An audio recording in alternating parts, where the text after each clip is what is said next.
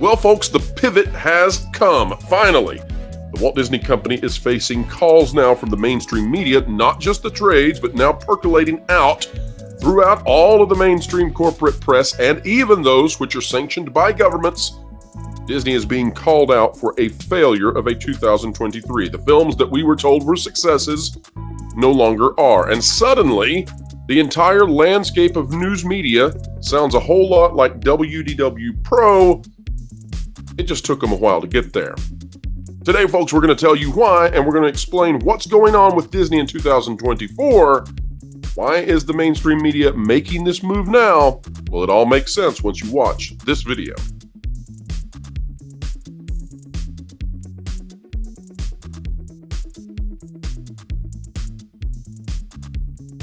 Hello, folks. Welcome back to the channel that is changing Hollywood one video at a time. Happy to have each and every one of you. It's a beautiful day, and let's get into explaining entertainment and putting people ahead of that culture curve. Today, we are looking at an article out of the BBC by Nicholas Barber. Disney at 100, Why the Mouse House Flopped Hard in its centenary year. Take note, folks, that as we get into this, that they never admitted it while we were in the midst of the maelstrom. Right? They never came out and said that Indiana Jones was a failure as Kathleen Kennedy was going into that Cannes Film Festival. They never came to you and said that The Little Mermaid was a financial flop. They didn't say those things until we were far enough in the, till they were in the rear view mirror, if you will. And now they're very happy to say that. But it's not because they want to admit defeat. It's not because they want to admit those things were bad. It's because what is ahead. And they are attempting desperately, the media, to get ahead of where Disney is going in 2024. We'll explain momentarily. Here's the article. Until quite recently, the studio looked unstoppable on its way to dominating Hollywood. But in 2023, its box office plummeted and its magic faded. What has gone wrong? The year 2023 should have been a magical one for the Walt Disney Company. The studio was founded by Walt and Roy Disney in 1923, so a host of films, books, and events had been planned to celebrate its centenary. Recent cartoons such as Frozen and Moana had proven that its animation department was thriving, and various mergers had given the company control of the Pixar, Star Wars, and Marvel franchises too, all of which have been decimated, folks. It was an incredible collection of brands all in one place, says Charles Gant, Screen International's box office editor. In 2019, Disney looked unstoppable. Indeed, 7 out of the 10 films in 2019's global top 10 were Disney productions, each of them with box office takings of over $1 billion. If it seemed unlikely that 2023 would be quite as extraordinarily stellar, there must have been a hope it wouldn't be far off. Oh my gosh, but far off it is indeed. Instead, it became known as the year when the studio's magic faded. Take a note of that, folks. The BBC, of course, heavily linked with the UK government, out here saying that 2023 is the year the magic faded. Now let that sink in, and remember that it's becoming increasingly difficult for the folks out there who defend Disney to do so. They are being left out on an island, and I don't suspect that they realize that the mainstream media would be leaving their side and moving on over. But it's not because the mainstream media is more interested in telling the truth today. That's not the way this works. But rather it is that they're attempting to get ahead of what is on the way. Again, we'll explain. At the time of writing, this year's top 3 global hits are Barbie, the Super Mario Brothers movie, and Oppenheimer, all of them made by Disney rivals. The so-called House Mouse is represented by Guardians of the Galaxy Volume 3 in 4th place, and the live-action remake of The Little Mermaid at number 9. Don't forget, folks, that Guardians of the Galaxy Volume 3, due to its budget, barely broke even, and The Little Mermaid, due to its budget, is a colossal failure financially. But the hits were outnumbered by the misses. The Marvels was the lowest, and it's so funny. They're trying to say The Little Mermaid was a hit. It's not. The Marvels was the lowest grossing release ever to come from Marvel Studios. It was, Grant tells BBC's Culture, a flat-out calamity, and a reminder to studio heads that just because a film grosses more than $1 billion worldwide, as Captain Marvel did in 2019, that does not mean audiences are eager for a sequel, which, by the way, anybody could have known. Everybody knew this because if you paid any attention to what people were saying online, i.e. real people, what they're saying, you knew that people were not excited about Captain Marvel 2, The Marvels, and that's because the original Captain Marvel was a bait and switch. This year's other Marvel offering, Ant-Man and the Wasp: Quantumania, was a disappointment. Boy, that is an understatement. The Haunted Mansion was a bona fide flop, indeed. as were all of these others except for Guardians of the Galaxy. Indiana Jones: The Dial of Destiny made half the money that Indiana Jones and the Kingdom of Crystal Skull did back in 2008. And folks, it did a quarter of the audience when you consider inflation. Quarter of the audience. A Pixar cartoon, Elemental, had a dismal opening weekend, and although its fortunes improved, Pixar's president Jim Morris was hardly gushing when he told Variety's Rebecca Rubin in August, at the box office we're looking at now, it should do better than break even theatrically. This will certainly be a profitable film for the Disney company. I'm here to tell you that did it break even theatrically? Well, only if you ignore the marketing budget. So if you just say production budget alone, which is not the way this works, then yes, it broke even. But if you say, well, how much do we spend to market the thing? No, it did not break even. Not by our estimations, not by our calculations. And frankly, folks, with that 90% record for the year, I'd say we're on the money. The underwhelming year was rounded off by Wish, a cartoon that was, notice they're not even going to mention the Marvels. Not very much. The underwhelming year was rounded off by Wish, they should, a cartoon that was made specifically to commemorate a century of Disney animation. Audiences didn't feel like joining the party, and it was beaten on its opening weekend by Napoleon and The Hunger Games, The Ballad of Songbirds and Snakes. It's a far, far cry from Disney's pre-pandemic Thanksgiving releases, says Rubin in Variety. Gant points out that it's possible to exaggerate its recent misfortunes, and that some of the numbers were not so bad. But this was the first year since 2014 that none of Disney's films broke the billion-dollar barrier. And notice, this is also, we have to say this over and over again, we are in a state of historic inflation, and the price of movie tickets outstripped the standard inflationary track of the economy. So what that means is that at a time when things are more expensive at a historically accelerated rate than any time since perhaps, you have to go decades and decades back. You have to go back into the 70s at least. I think we actually outpaced the 70s at points.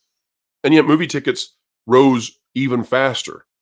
And so when we're talking about, well, you have to go back to 2014 to find a time when Disney didn't break the billion mark, you're talking about it was exceedingly easier to break the billion-dollar mark back then than it is now. Oh, I'm sorry. Wait a minute. Reverse that. Harder. That's right, folks. Exceedingly more difficult back then than it is now today. That billion-dollar mark, from just a purely, here's how much a ticket costs, it's really easy to break it today versus back then. You had to have more butts and seats in 2014 to break a billion than you do today. A lot more butts and seats. And yet Disney cannot do it. So the BBC, the arbiters of truth in the UK, let's find out what they have to say in regards to what went wrong. Now, we've been sitting here assessing this, predicting this, and I think demonstrating a fairly good track record of all of this over the past 12 months. But what is the BBC, now that they have joined the fray? Let's find out what they say might have gone wrong. So how did 2023 go so wrong? Pundits have been puzzling over the Mouse House's annus horribilis for weeks, identifying several factors. A key one being that the pandemic got people into the habit of watching films at home rather than in cinemas.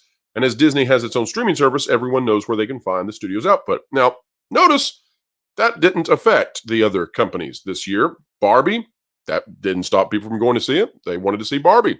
Didn't stop people from going to see Super Mario Brothers. They wanted to go see it. But for some reason, the media constantly wants to do this. They want us to believe that, Disney's special. There's some special reason that folks just won't go see a Disney movie and they wait for streaming. Every single one of them, apparently. If you were a Disney Plus subscriber, the logic goes, why would you buy a ticket for a film that you could see at no extra charge a month or two later? And, listen, that's Disney's own stupidity. If that is literally the case, and let's assume that it is, okay? Let's assume that it is. Disney would have the dumbest people behind the scenes working on Disney Plus you have ever seen in your life. Because if it's that simple that you just have to back this up by 4 months and suddenly people will go to the movie theaters, because that's what the other streaming services are doing. If that's the case, then this is the dumbest thing you have ever seen from any entertainment company ever. And that's why I presume that that's not the case, and they all know it. Because it's too simple. It's just too simple. It's just too easy a fix. If it was the fact that it's 2 months and you can see the movie on streaming versus 4 months, then they'd make the change. They just would. Then there is superhero fatigue. The public's enough already response to a wave of second-string comic book characters. Well, you know how you make superhero fatigue, folks? This is the thing. We're supposed to believe that superhero fatigue is the beginning point as opposed to the symptom of whatever is actually happening, right? Superhero fatigue is not some sort of disease that somehow crossed over all of North America and then the world. Superhero fatigue is the fatigue of bad movies after a genre is saturated with bad movies. That's the fatigue of this. Superhero fatigue is the exhaustion with bad superhero movies. When you put out Spider-Man No Way Home, it does great. You know why? Because it's a good movie. This is not hard. When Guardians of the Galaxy Volume 3 comes out, it does pretty good. You know why? Because it's a pretty good movie. Turns out bad movies do bad and good movies do good. I know this is deeply impactful and profound to everybody out there. But there is another more important explanation for Disney's woes this year. Oh, good. We're getting the real thing. The films just weren't good enough. And there it is. As diverse as they were, what they had in common was their sloppiness, the weak concepts, scrappy visuals, and muddled plots, which must have been apparent to everyone who saw them. I don't think that was, though. That's what's so deeply worrisome about Disney, is that it doesn't seem that they understood that. And I would say to the BBC, although the BBC seems to have this same problem, I would say that Disney was blinded by their virtue signaling, by their ESG, DEI initiatives. That is what they saw. They didn't care about quality. As noted by Brennan Klein at Screen Rant, Wish was the first Disney cartoon to receive a rotten rating on review aggregator website Rotten Tomatoes since Chicken Little in 2005. And yet, Wish is nominated for Academy Awards and Oscars and all that. Best motion picture animated, all that. See, that's the way it works. You virtue signal your way to victory, but you don't make any money. You go broke. We'll see how that plays out. As we've said before, it's an interesting thesis that Disney has presented to us, the idea that they can be divorced from the marketplace and they'll do just fine. Apparently, the institutional investors are there to back them up no matter what. We'll see. Not that this issue was confined to 2023. Last year's Disney science fiction cartoon Strange World and Pixar's Toy Story spin-offs Lightyear flopped for the same rudimentary reason. I would posit that's not the same reason, although it's part of it. But this year, film after film had enough glaring flaws to turn off audiences and critics alike. Never mind the pandemic or superhero fatigue or the lure of streaming, whatever the circumstances, few people who sat through Wish or the Marvels can have felt that they deserve to be world-conquering box office smashes. That's right. They are made incompetently.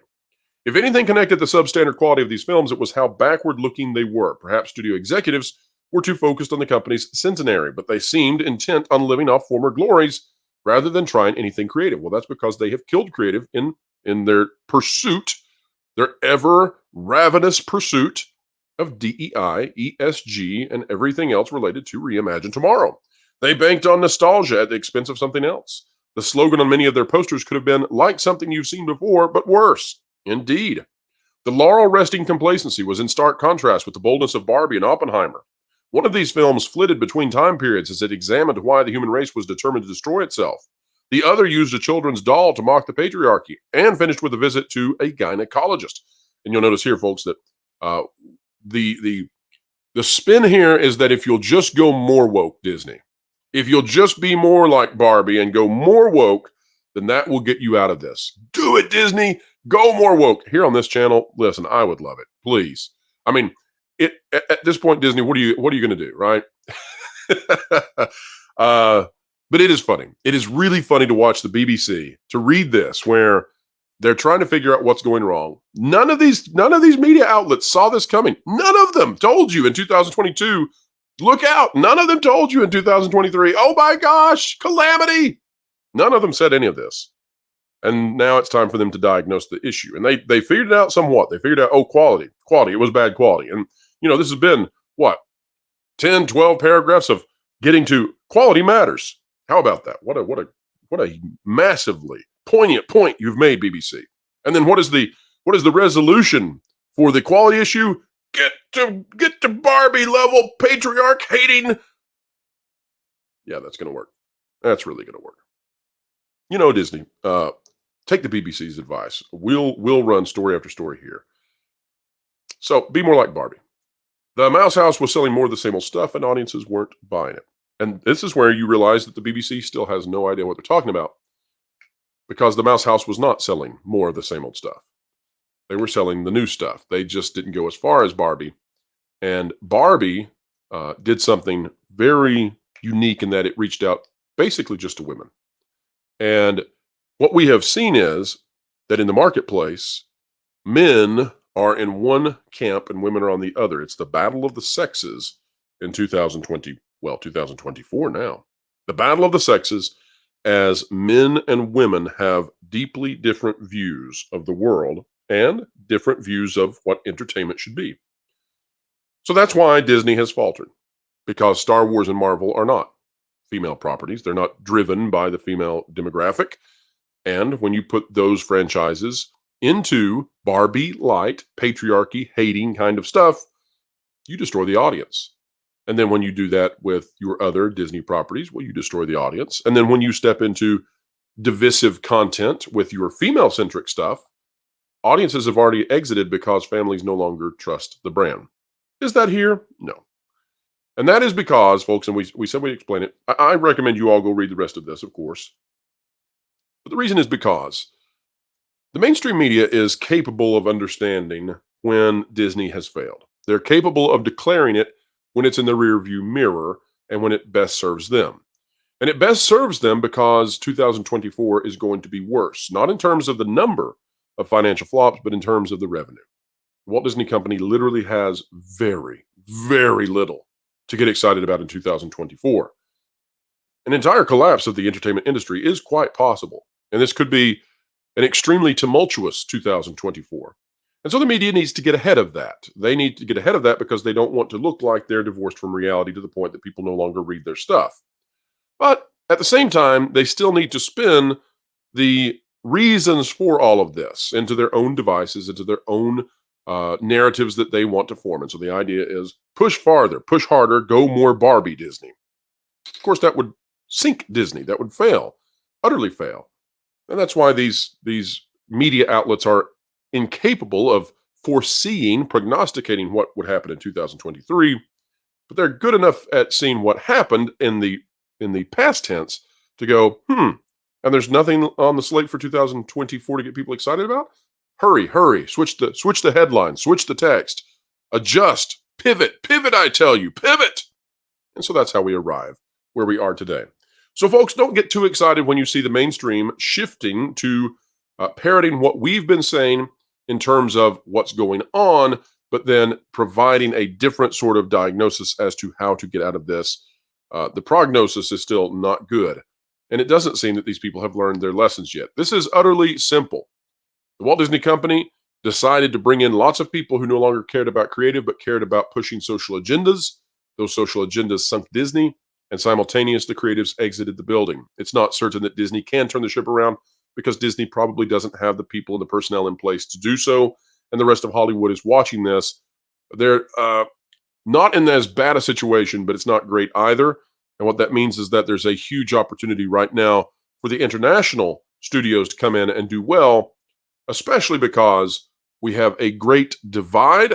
We'll see how that goes in terms of the marketplace, whether there's a divorce in the marketplace and a bifurcation of the marketplace. There's a significant divide in the way that California and New York approach values and what should be in entertainment versus essentially the entire rest of the country, with some exceptions. Yes, we're not ignoring you, Portland. We know you're there. But the vast majority of the country geographically is not in alignment with Disney or Hollywood. And that will be interesting to see how they juggle all of this. Can we get back to a time where there is cultural cohesion enough that everybody can enjoy movies together? Well, I would suggest that Mario shows the way.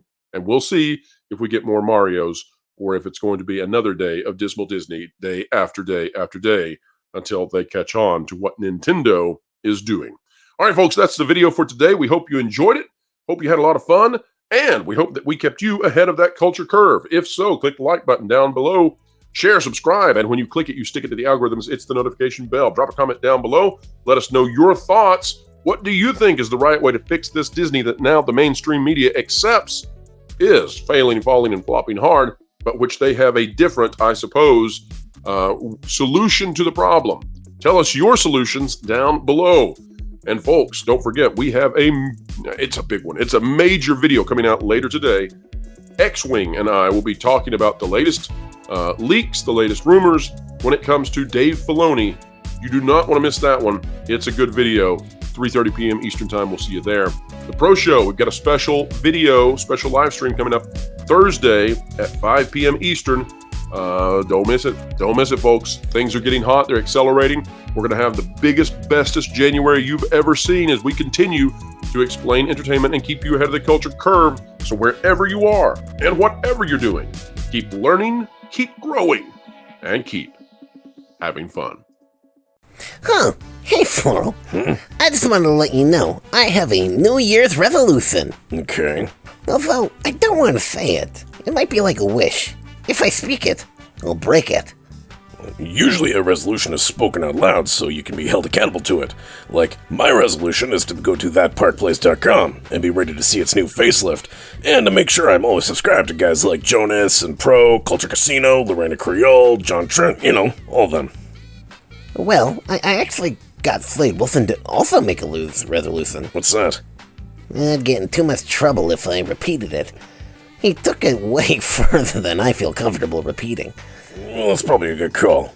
But, what's yours? It's not to say anything mean about Jonas. How do you plan to do that?